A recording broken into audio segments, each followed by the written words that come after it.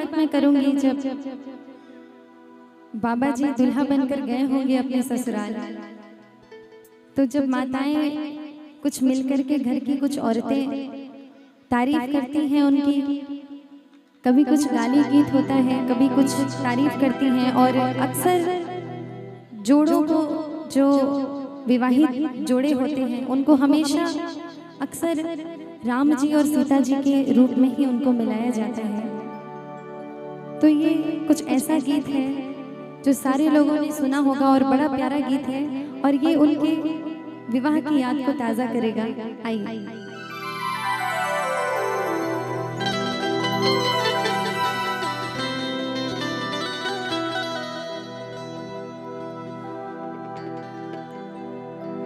किया जो मिथिला नगरिया निहाल सखिया,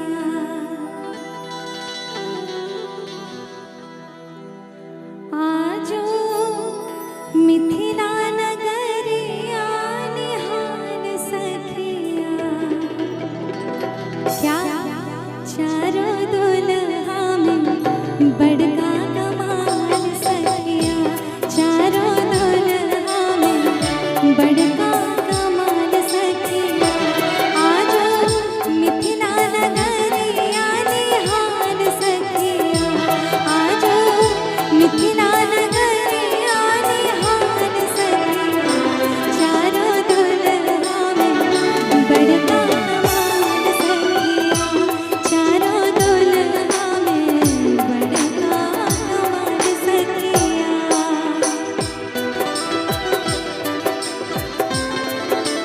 क्या बात है।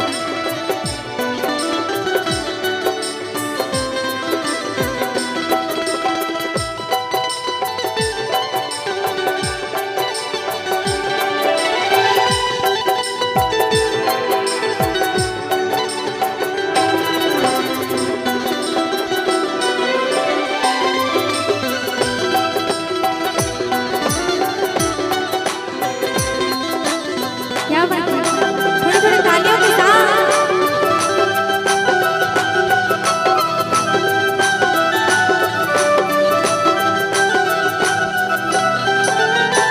शीश मणि मोरिया कुंडल सोहे कनवा,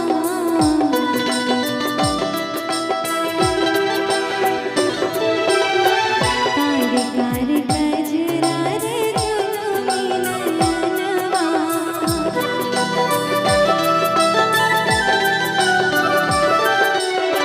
शीश मणि मोरिया कुंडल सोहे कनवा, कार कार गजरा रे जुलमी नयनवा, और कि लाल चंदन सोहे इनके भाल सखिया, लाल चंदन सोहे इनके भाल सखिया, चारों दुल्हा में बड़का कमाल सखिया, चारों दुल्हा में बड़का कमाल सखिया।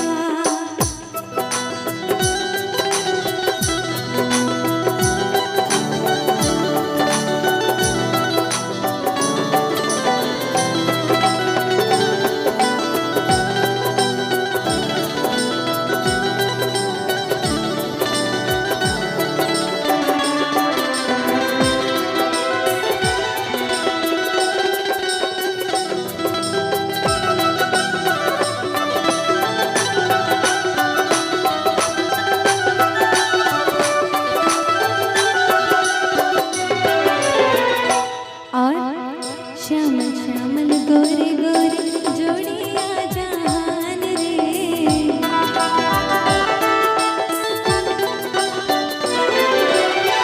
ऐसा नाही देखली सुनली रे कान है,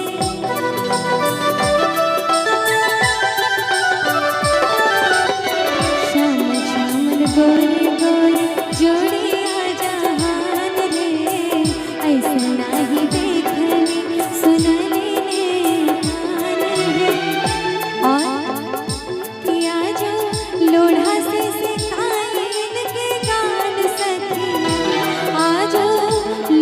कैसे